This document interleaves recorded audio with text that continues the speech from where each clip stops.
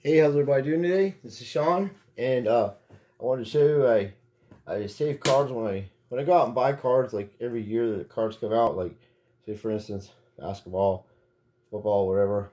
I always take a pack and put it away. So that's what I do. I had a box full of older cards in here, but I have a new. When the cards came out just recently, a while back, I had them. I got all kinds of cards. I'll show you guys later. But we're gonna go ahead and what is this one? It's 2018-19. That's got Luka in it probably. And then we're gonna do this one today. I think I'm looking for it. Oh, it's another 2018-19 fat pack. They're expensive, these packs, by the way. And then the new Illusions. Oh yeah, Illusions come out. I gotta put that there. So today we're gonna do this pack, the 2020-21 hoops. Okay, we're gonna do that, and then in the future we're gonna go open some of these 96 basketballs. I got a few of those to the side, and then we'll send that in for grading. And I guess, you know, some different things, but that's what I do. And then, you know, in the future, things are worth money or whatever, I have them, or I just want to open them up and share them or whatever, like I'm doing right now. So I kind of store my stuff. That's what I do with my cards. I got cards back from like Notre Dame ones and the Sparty those. I got a bunch of that kind of stuff.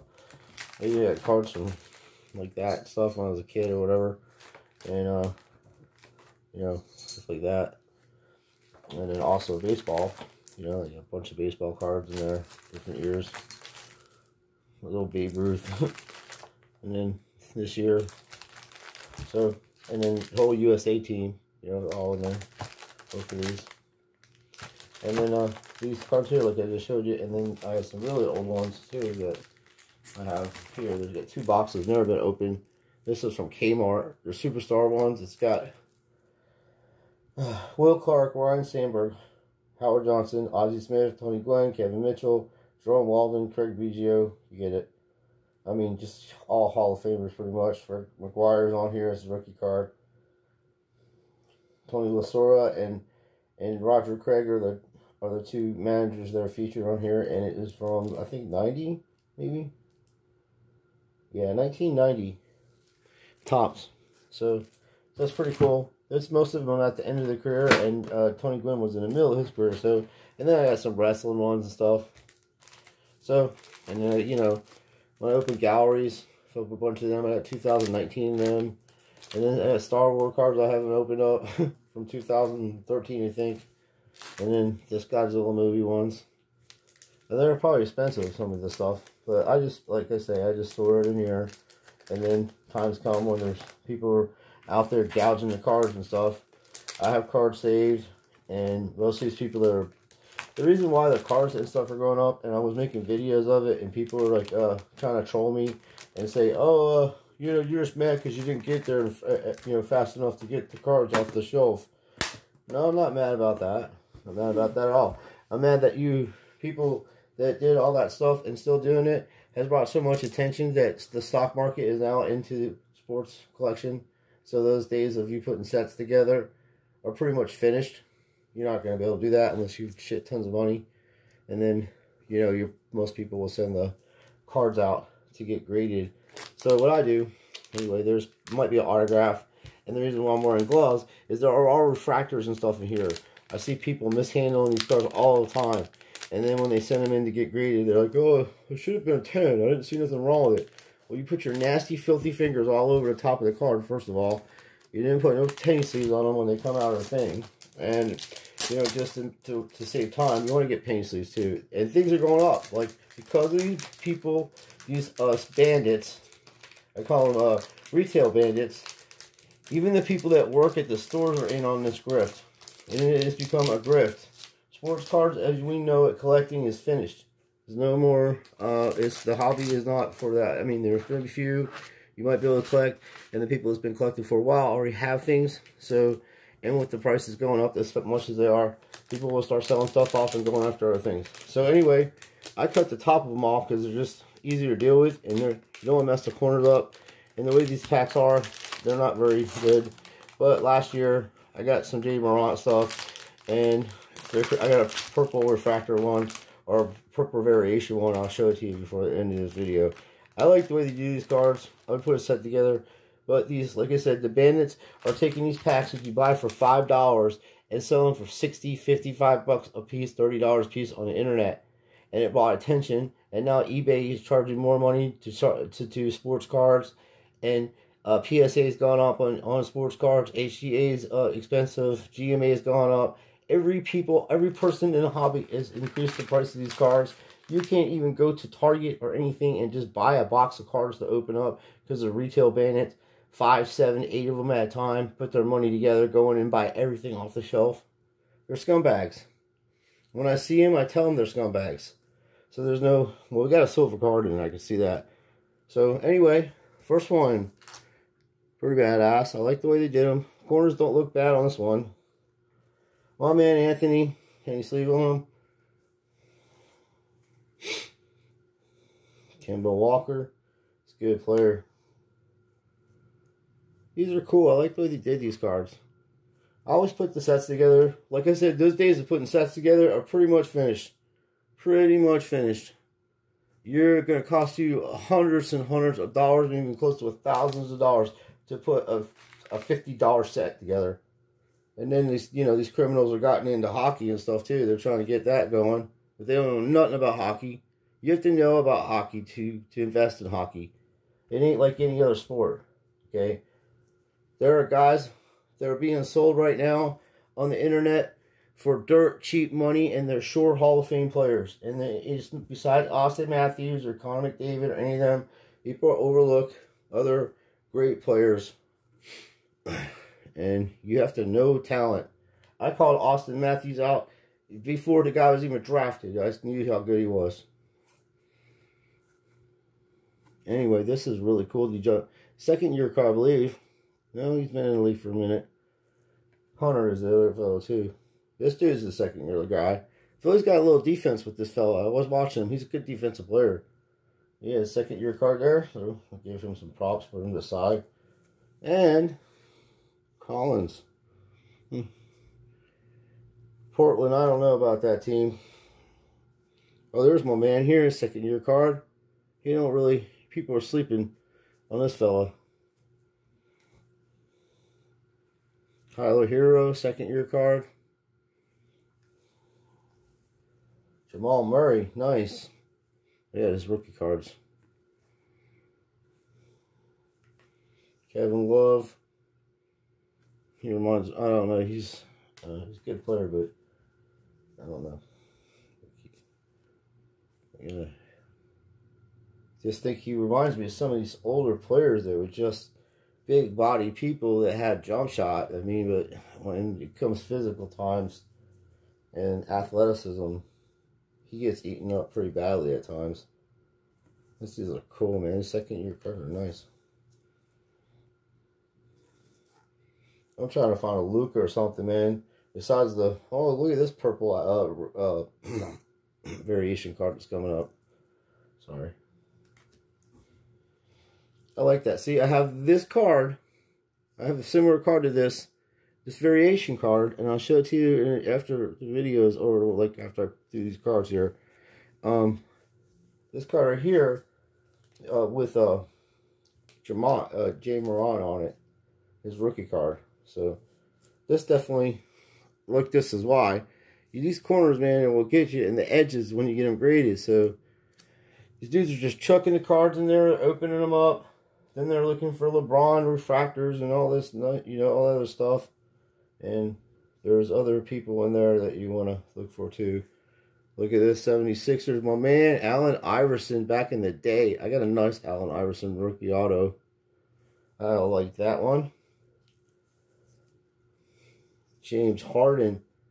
Nice. Oh, look at this, Luke. Oh, my goodness. Oh, my goodness. And this is why I wear gloves. Holy mackerel. I'm putting him aside for a second. Wooka, wooka, wooka, what? Ho-ho!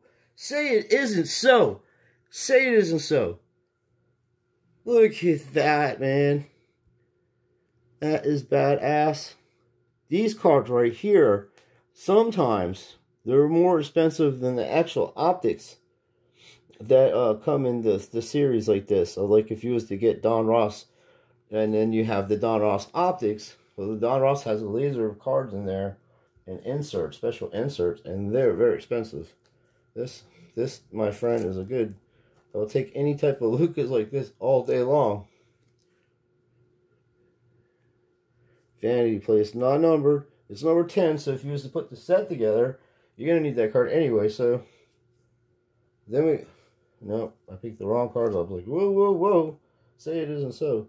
Anyway, Maxi, rookie, nice, nice, nice. They're all going to get penny sleeved in a second.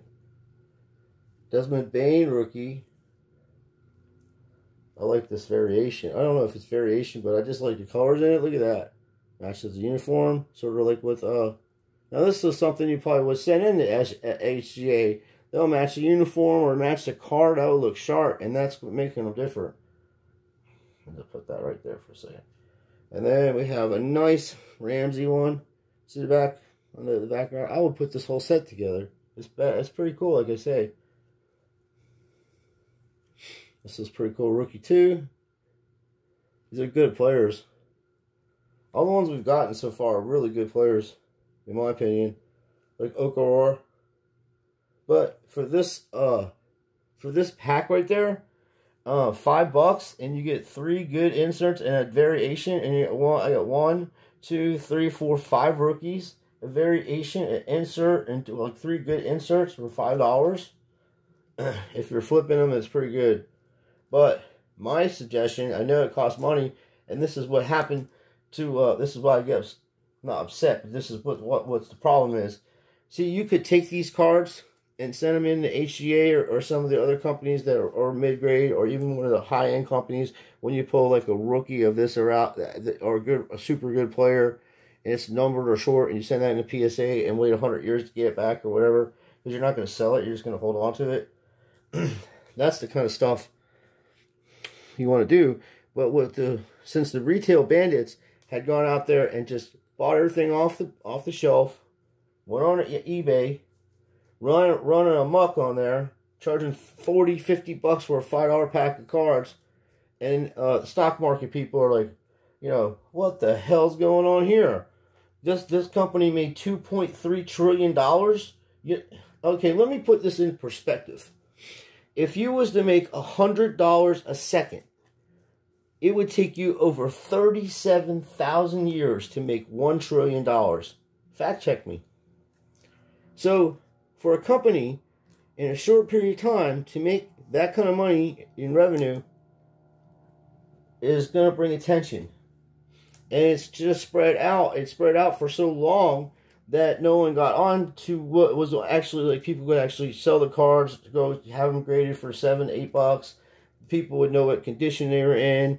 There would be no haggle about selling raw cards. But now you really have to be either wanting to keep the cards to do a set and actually keep them and stuff, or to have a really super good card and send it out and hope it doesn't get lost or anything like that, or hope that it doesn't get gets a high grade on it, because if you don't do it that way, you're just going to lose your money, and people are going to haggle with you on raw cards and try to tell you they know how to grade them and all that other shit. And I've done business. I've been collecting cards since like 1975 or in that area. My uncle used to bring cards home to me all the time. I did it for fun, and I've gotten grifted over the years, not knowing when I was a younger person, and now I'm onto them, and I call them out and I obliviate them because I have no mercy on them, because they're trying to go get after young people that are learning how to do stuff, and they're trying to take advantage of that. And that's not cool. And then those people that are young now out there with 5, 6, 7 other friends are grifting people by going into the stores and buying everything up and bringing attention to it now, to where you're going to lose a lot of money. People that are doing small businesses and stuff, you won't even be able to go out and just buy common cards. They'll be like $1 a piece at this point. So you're going to have to really, really know what you're doing. And even if you do know what you're doing, you still got to deal with people that are trying to get your stuff because they know it's going to go up in value over the years, like dramatically. Not just a few bucks. We're talking thousands of dollars. Some of these dudes, Luka has never won a shooting title, a defensive title. Has the, you know, he hasn't won any championships or any of that stuff. And this dude's cards are selling for $3 million autograph, 1/1 and stuff like that, or 1/5 or whatever it was. Over $3 million, man. For a dude that has not done anything. And I like Luka. I think he has mad potential. But, and you know, what kind of surrounding cast are they going to build around him to get a championship run? And that's just the thing. And then as I'm making this video, I don't know what their roster is looking like because they were talking about doing stuff, but I don't know what it completely is. So that's the variation. That's the big card. And then this is the one I was talking about last year. See the difference? See? It's got the same color scheme. This is centered really well. The corners are awesome on it. And then I got the prism on the back there. I kept them together because I didn't have a one-touch put them in. I got quite a few J. Morant hoops and different rookie cards of him. And I have tons of P.J. Washington because nobody, like they don't know what they're doing. They just look over this guy and he goes and scores 42 points. But that's what I'm saying. You got to know what talent, like, dude, how good are these people? How good are they going to be? That's the thing you're taking a chance on. Injuries can happen to anybody. Dan Marino was one of the greatest quarterbacks I've ever seen. The guy that had one chance to win a Super Bowl, and unfortunately, he went up against one of the best defensive teams in history. You know, the San Francisco 49ers. Plus, you know, the offense they had was unbelievable. It's incredible. You have Montana throwing balls on target to ridiculous receivers, Dwight Clark. I mean, it was unbelievable receiver. Taylor, Jerry Rice got there in '87. He wasn't on that team, but they had John Taylor, and they had a tight end, Bart. I think Bartman might have been on that team.